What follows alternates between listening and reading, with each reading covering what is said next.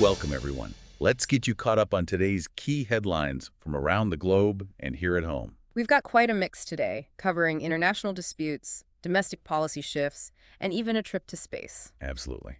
Let's jump right in. First up, a really difficult situation involving El Salvador and a U.S. deportation. Right. This centers on Kilmar Armando Abrego Garcia. He's a Maryland resident who was wrongly deported back to El Salvador. Wrongly deported, so the U.S. acknowledges the mistake. Yeah, the Trump administration called it an administrative error. Even the Supreme Court ruled he should be returned.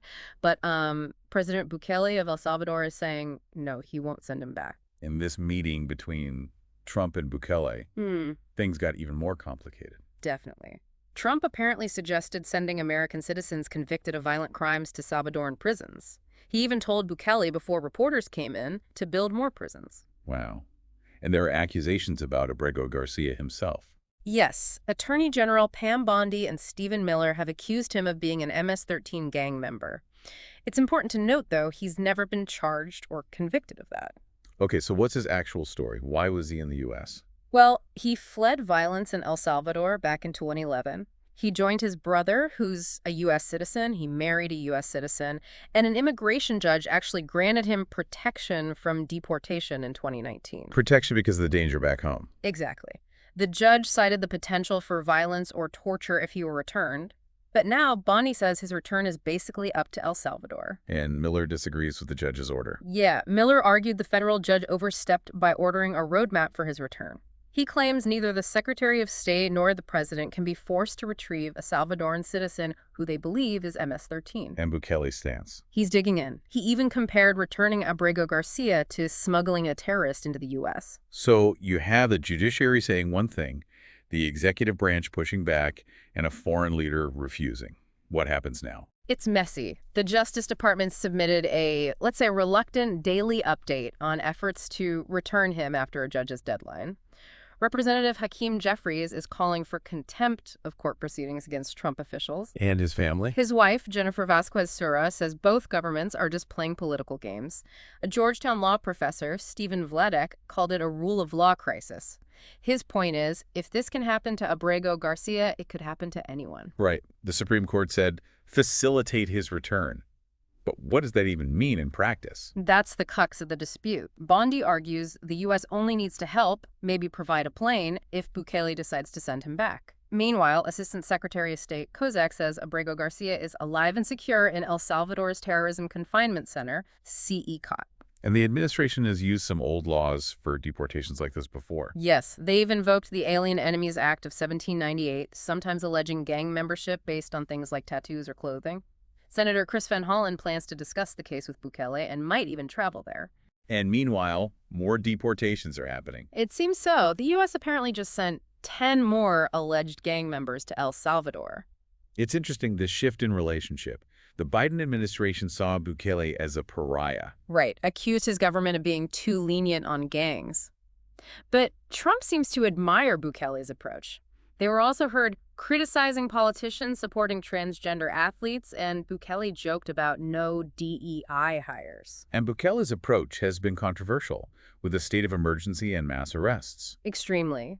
Around 85,000 Salvadorans arrested, often without trial, families left in the dark. Human rights first slammed the Trump administration for warming up to what they call Bukele's authoritarian playbook. But it's popular in El Salvador. Apparently so. His popularity soared, he was reelected, supposedly linked to a drop in violent crime. The U.S. even recently changed its travel advisories, saying El Salvador is safer now than France or the U.K., citing reduced gang violence. And there's a financial angle, too. El Salvador gets about $20,000 per deportee per year from the U.S.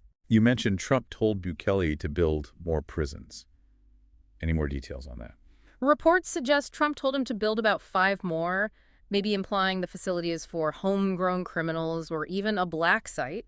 Critics have used much stronger terms like concentration camp or death camp. It's a stark contrast, isn't it? Yeah. Deporting someone like Abrego Garcia, described as a law-abiding father fleeing violence. While others, like Enrique Tarrio, convicted for actions related to January 6th, remain free, it highlights some sharp contradictions. Okay, let's shift focus now. There's major news involving Harvard University and federal funding. Yes, the Trump administration is freezing over $2 billion in federal funds for Harvard. This came after the university rejected a list of demands related to combating anti-Semitism on campus. $2 billion. That's huge. What was the administration's reasoning? The Department of Education called Harvard's rejection a troubling entitlement mindset. The White House had demanded changes in governance, hiring, admissions, a whole range of things. And Harvard's response? President Alan Garber stated clearly the university would not surrender its independence or relinquish its constitutional rights. He called the government's actions overreach, basically trying to regulate intellectual conditions. So what funds exactly are frozen? It includes about $2.2 billion in grants and around $60 million in contracts. The Ed Department said the disruption of learning and harassment of Jewish students were unacceptable and demanded meaningful change for taxpayer support to continue. What kind of changes were they demanding specifically? The White House letter listed 10 categories. Things like reporting students deemed hostile to American values, ensuring viewpoint diversity in departments, hiring a government-approved auditor for programs possibly fueling anti-Semitic harassment, disciplinary action for protest violations, and ending DEI policies. This sounds like part of a broader push from the administration. It does. President Trump has been pressuring universities on anti-Semitism and diversity practices since taking office. Harvard professors actually filed a lawsuit earlier, alleging attacks on free speech and academic freedom over previous funding reviews. Didn't something similar happen with Columbia University? Yes, the White House pulled about $400 million from Columbia over similar concerns. After that, Columbia did agree to some demands. And this ties into student activism as well, doesn't it? There have been arrests. Absolutely. A lawyer from Mohsen Madawi, who helped organize pro-Palestinian protests at Columbia, says his client was arrested by immigration officials. Madawi is a green card holder applying for citizenship. Arrested during his citizenship interview. That's the allegation. In Vermont, the lawyer claims it's retaliation for his activism. Other students involved in campus protests, like Mahmoud Khalil from Columbia and Rumeza Osterk from Tufts, have also been detained. What's the status now for Madawi? Senator Bernie Sanders called the detention illegal and demanded due process. A judge has granted a temporary restraining order to prevent Madawi being removed from Vermont or the U.S. for now. He was born in a West Bank refugee camp, came here in 2014, and is described as a committed Buddhist who believes in nonviolence. Okay, a lot happening on the higher education front. Let's turn now to trade policy and tariffs. There's been a shift. Yes, the Trump administration announced a pause on reciprocal tariffs. Interestingly, Treasury Secretary Scott Bessent was the one fronting this decision. And who wasn't there? Notably absent were Commerce Secretary Howard Lutnick and Trade Advisor Pete Navarro, who are usually seen as the more hardline figures on tariffs. So this suggests a change in the power dynamics. That's how many are interpreting it. Bessent reportedly played a key role swaying Trump after hearing concerns from business leaders, possibly during conversations on Air Force One and in the Oval Office. Bessent had reservations about tariffs before. They did, and his background in bond markets might give him a different perspective compared to Navarro and Lutnick. Some experts are sort of framing it as Bessent playing the good cop now. What did Trump himself say? Just that he'd been thinking about it for a few days. Interestingly, the U.S. Trade Representative, Jameson Greer, apparently found out about the announcement in real time while he was testifying at a House committee hearing. That sounds confusing. Has this led to market uncertainty? Yes, there have been contradictory statements from various officials recently, which hasn't helped market stability. Some think the administration might even be deliberately putting out different messages, sort of flooding the zone. So Bessent is expected to be more visible on tariffs going forward. That seems to be the expectation, yes, with maybe Lutnick handling negotiations and Navarro, Kevin Hassett, and Greer in more supporting roles. All right. Now, shifting to the war in Ukraine, President Trump made some pretty strong comments recently. He did. A day after a deadly Russian attack in Ukraine, Trump actually blamed Ukrainian President Volodymyr Zelensky for starting the war. Blamed Zelensky, not just Putin. He said Zelensky shared blame with Putin, and he also blamed former President Biden. He questioned Zelensky's competence, remarked he was always looking to purchase missiles. What's his goal with these comments? He insisted he wants to stop the killing and signaled that some proposals would be coming soon. But obviously, tensions between Trump and Zelensky have been high, especially since a confrontation back in February. Zelensky had invited Trump to Ukraine, hadn't he? He had, urging him to visit before making any deals with Putin. Meanwhile, Russia claimed its recent attack on Sumy targeted Ukrainian soldiers, killing 60, but offered no proof. We have to remember this conflict really goes back to 2014. Okay, Let's move to an environmental story now from Iraq. Yes, a major sandstorm swept across central and southern Iraq. It caused significant respiratory problems for over 1,000 people. 1,000 people, that's serious. Particularly in Muthana province, they reported at least 700 cases of suffocation. There was thick orange haze, power cuts, flights Are suspended. these storms common there? Dust storms are, yes, but experts believe climate change is making them more frequent and intense. Airports in Najaf and Basra had to shut down temporarily. Is the situation improving? Conditions were expected to get better by Tuesday morning, but it highlights Iraq's vulnerability. The UN lists it as one of the 5 countries most susceptible to climate change impacts like sandstorms, heat, and water scarcity. Right. Okay, on a completely different note, there was an all-female space crew that just returned. That's right. Blue Origin's New Shepard rocket carried 6 women, including pop star Katy Perry, on a short flight to space and back safely. Who else was on board? Jeff Bezos' fiancée, Lauren Sanchez, CBS presenter Gayle King, former NASA scientist Aisha Bowe, civil rights activist Amanda Nguyen, and film producer Carrie-Anne Flynn. How long was the flight?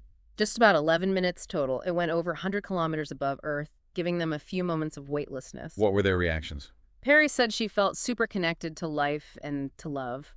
Sanchez was quite emotional, very proud of the crew. Gayle King actually kissed the ground when she got back.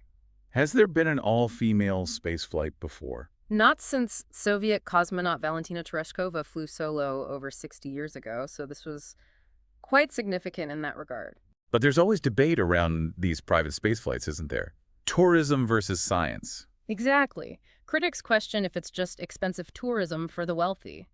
Supporters argue it accelerates innovation and inspires people. Social media reactions were mixed too, some excited, others comparing it to reality TV. Did the crew address the criticism about the cost? 2 of the women defended it, highlighting the positive response they got, especially from young people. But it is exclusive. Reserving a seat requires a deposit of $150,000. And the environmental impact.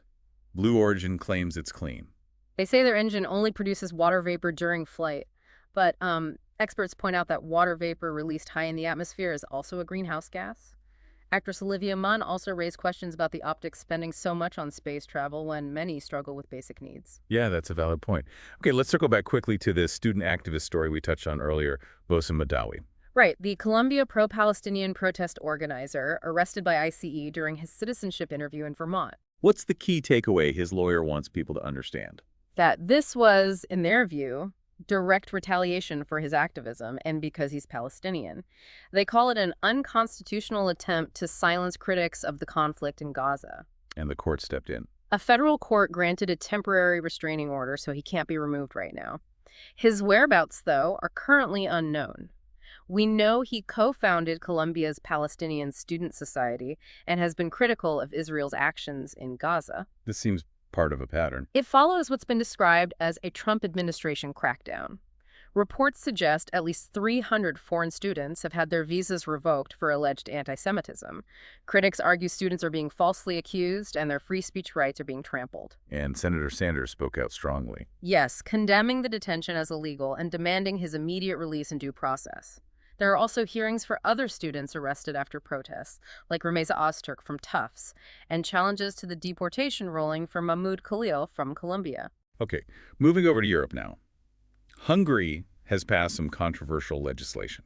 Yes, the Hungarian parliament approved constitutional amendments that significantly limit the rights of LGBTQ plus people and also dual nationals. What's the government's stated reason? They claim it's to protect children's physical and moral development. But critics say it effectively enables bans on public LGBTQ plus gatherings. Hundreds protested against it. And it's seen as part of a larger trend. Many commentators are calling it a key moment in Hungary's shift toward illiberal governance. Prime Minister Viktor Orbán even vowed an Easter cleanup of critics. What about the part affecting dual nationals? The amendments allow the government to temporarily suspend the citizenship of dual nationals if they're deemed a threat to security or sovereignty. There's speculation this could be aimed at figures like George Soros. This follows other restrictive laws. Yes, it comes after a law that banned LGBTQ plus pride marches. An opposition MP, David Beto, argued it's really designed to target any assembly organized by the opposition. How does the government defend it? Spokesperson Zoltan Kovacs called it a constitutional safeguard against ideological influences. But broadly, these changes are seen as an attempt to reshape Hungary along more conservative Christian lines. Interestingly, polls suggest a new center-right party, TISA, is actually leading nationally right now. A complex political situation. Now let's turn to Gaza, where the humanitarian crisis continues. Hospitals are under immense pressure. Immense is an understatement. The World Health Organization described conditions at Gaza hospitals as beyond description. This follows an Israeli airstrike that put Al-Ali Hospital out of service. Has that hospital been hit before? Yes, the WHO reports attack after attack on hospitals and healthcare workers generally. Medical supplies are critically low because of Israel's blockade. Al-Ali specifically, this was the 5th time it's been hit since the war began. What was the damage from this latest strike? It destroyed the hospital's laboratory and damaged its emergency room. While no direct casualties were reported from the strike itself, a child reportedly died due to the disruption in care. What does Israel say about the strike? They claimed they hit a Hamas command and control center located within the hospital compound. Al-Ali is run by the Church of England, right? It is, and the church's bishops expressed grief, sorrow, and outrage, demanding Israel provide evidence for its claim. So the lab is gone, the ER damaged. What else? The Anglican Diocese of Jerusalem confirmed the genetic lab was demolished.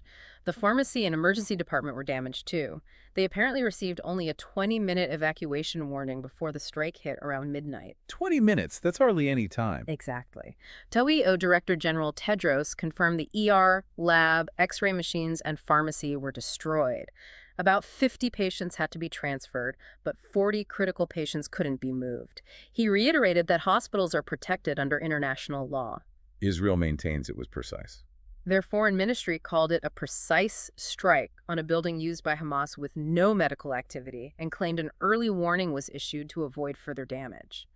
Hamas, for its part, condemned the attack and denied using the facility militarily. What happens to the hospital now? Al-Ali is basically unable to receive new patients. This heavily impacts trauma cases, especially since it had the only functional CT scanner north of Wadi Gaza. Medical aid for Palestinians quoted a surgeon there saying the care level is now like a hostel of illness. They can't do surgeries without diagnostics or pharmacy support. And there are concerns about healthcare workers, too. Yes, the WHO highlighted repeated attacks. And just recently, the Red Cross confirmed that a Gaza medic, Assad al-Nasasra, who went missing after a deadly attack on emergency workers 3 weeks ago, is actually being detained by Israel. Detained? Do they know why? Have they seen him? The ICRC informed his family, but hasn't been granted access to visit him or any other Palestinian detainees since October 7, 2023. The Palestinian Red Crescent Society is calling for his immediate release and an international investigation into that earlier attack, which killed 15 other emergency workers, calling it a war crime. A truly devastating situation for healthcare there. Okay, let's revisit trade and tariffs. President Trump seems to have shifted again. Yes, just after the announcement about pausing some reciprocal tariffs, Trump said Chinese-made smartphones and other electronics would not be exempt after all. Wait, weren't they initially reported as exempt? They were. A customs notice had indicated exemptions for smartphones, computers, and some other electronics from a potential 125% tariff. European stock markets had even risen on that news, but Trump called those reports false. So what's the plan now for those goods? He said they're moving to a different levy bucket, what he called a semiconductor tariff. Commerce Secretary Lutnick confirmed this new levy would be in addition to the paused global tariffs, emphasizing the need for domestic production of medicines, semiconductors, and electronics. How has China reacted? Well, initially they called the reported exemptions a small step, but urged a complete cancellation. After Trump's latest comments, they warned they would fight to the end against a tariff war. Any impact on consumer prices yet? Sony just announced a 10% price increase for the PlayStation 5 in Europe, Australia, and New Zealand, citing economic challenges. They didn't mention tariffs specifically, and importantly, no price hike in the U.S. yet. So, more uncertainty on the trade front. Is there any communication plan between Trump and Xi Jinping? U.S. Trade Representative Jamieson Greer said there were no current plans for them to speak. This whole situation continues the pattern of escalating tariffs between the U.S. and China that started earlier in Trump's term. The White House line is that tariffs are a negotiating tactic. Okay, let's turn to Sudan now, where the news is incredibly grim. Tragically, yes. The UN is reporting that more than 400 people have been killed in recent attacks by the Rapid Support Forces, the RSF, in Sudan's Darfur region. They cite credible sources. 400 killed. Where exactly did these attacks happen? The RSF launched a major assault on refugee camps around El Fasher. That's the last state capital in Darfur, still held by the Sudanese army. Refugee camps. These are civilians being targeted. That's what the UN reports indicate. They verified 148 killings just between Thursday and Saturday, noting the actual toll is likely much higher. At least 9 aid workers were among the dead. Which camps were hit? The Zamzam and Abu Shuk camps. These places house over 700,000 people who were already facing famine conditions. What was the RSF saying? Initially, they denied responsibility for civilian attacks, even claiming scenes of killings were staged. Later, they claimed successful liberation of the Zamzam camp, accusing the army of using it as a military barracks. El Fasher has been under siege for a long time, hasn't it? For a year now. The broader civil war started 2 years ago and has created, according to the UN, the world's largest humanitarian crisis. The UN human rights chief is calling for renewed efforts to resolve the conflict. The UK just announced an aid package. What are conditions like for people trapped there? Residents described catastrophic and dire situations in the Zamzam camp. Over 100 civilians killed, including children and even a medical team. Workers at community kitchens, doctors trying to reopen a hospital reportedly killed. Can people get out? Routes out of the camp were closed. It was surrounded from all 4 directions. Some managed to flee to El Fasher itself, arriving injured and bereaved. Relief International reported 9 of its workers killed in Zamzam, calling it a targeted attack on health infrastructure. Satellite imagery also shows significant arson attacks. Have we heard directly from people inside El Fasher? Yes, some correspondents managed to smuggle phones in. The picture they paint is one of terrible hunger and fear. People cut off from the world for a year. We hear stories of mothers killed in market shellings, relentless attacks, looting, no safe place, no clean water. Just unimaginable suffering. People are terrified of a potential RSF takeover, given the atrocities reported in other cities the RSF captured, like El Janaina massacres, rapes, often along ethnic lines. By late 2024, many we heard from had actually left El Fasher for nearby towns as the fighting got even worse. A truly horrific situation. Let's move to North Africa now. Tensions seem to be rising between Algeria and France. Yes, Algeria has asked 12 French embassy staff to leave the country within 48 hours. Why? What triggered this? France's foreign minister directly linked it to the indictment in France of 3 Algerians, one of whom is a consular official. They're accused of involvement in the abduction of Amir Boukhours. Who is Amir Boukhours? He's an Algerian government critic who lives in France. He was abducted back in April 2024, but released the next day. Algerian authorities call him a saboteur linked to terrorist groups. So Algeria is retaliating for the indictment. It appears so. France urged Algeria to abandon the expulsions, threatening an immediate response if they go ahead. This is definitely straining recent efforts to improve relations between the 2 countries. What was Algeria's official reaction to the indictment itself? Their foreign ministry summoned the French ambassador to protest the consular official's indictment and arrest, demanding his immediate release. They claimed the timing wasn't a coincidence and was aimed at disrupting the improved relations that both presidents, Macron and Tebboune, had been working towards. Okay. Another diplomatic appointment to note, South Africa is sending a special envoy to the U.S. That's right. Majupisi Jonas has been appointed as a special envoy. The goal is to ease tensions with the U.S., which have reportedly worsened since Trump returned to office. What will his role involve? President Ramaphosa said Jonas will advance South Africa's diplomatic, trade, and bilateral priorities. He'll lead negotiations, foster partnerships, and engage with U.S. officials and business leaders. Jonas is a known figure in South Africa, isn't he? Yes, he gained prominence for making corruption allegations against the Gupta family, who were linked to former President Zuma. He famously refused a bribe allegedly offered by the Guptas to become finance minister, a key moment in exposing what's known as state capture. Why the need to ease tensions now?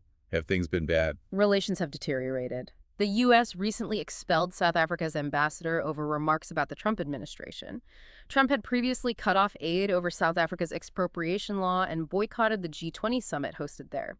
He also condemned South Africa for taking Israel to the International Court of Justice on genocide charges. So Jonas has a challenging task ahead.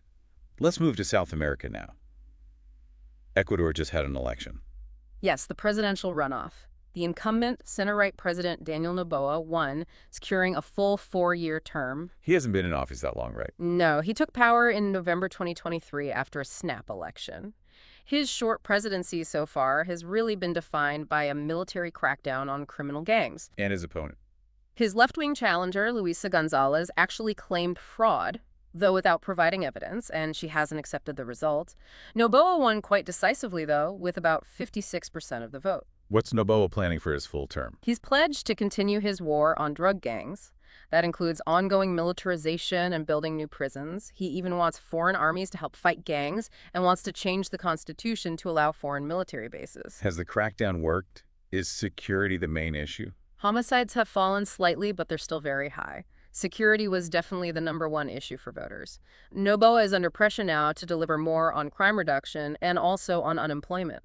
Any other policy priorities? He's proposed investing in renewable energy and boosting relations with the U.S.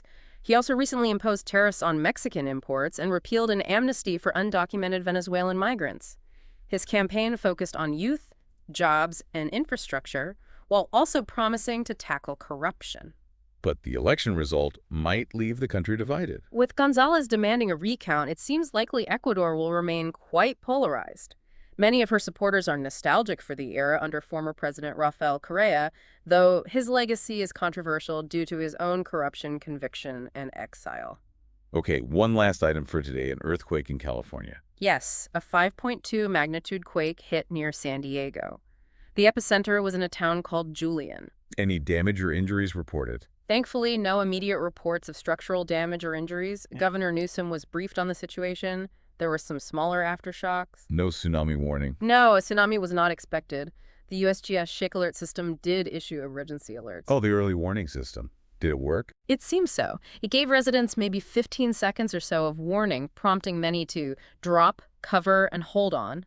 People described it as the strongest quake they'd felt in years. So that system uses seismographs to detect quakes quickly. Exactly, and then distributes warnings through various channels, including the wireless emergency alert system for larger quakes, to reach as many potentially affected people as possible. Well, good that there were no major reports of damage. Definitely. So, as we've covered, quite a range of significant stories unfolding across the globe today. It really underscores how interconnected everything is, from diplomatic rows and trade disputes to humanitarian crises and even natural events. Absolutely. Lots for our listeners to think about and follow up on. And maybe a final thought to leave with everyone. We've touched on several situations today. El Salvador, Hungary, Gaza, the student arrests where we see tensions between international law, national sovereignty, human rights, and political interests. Thinking about all that, what do you see as the most critical challenge in trying to navigate these incredibly complex issues on a global scale today?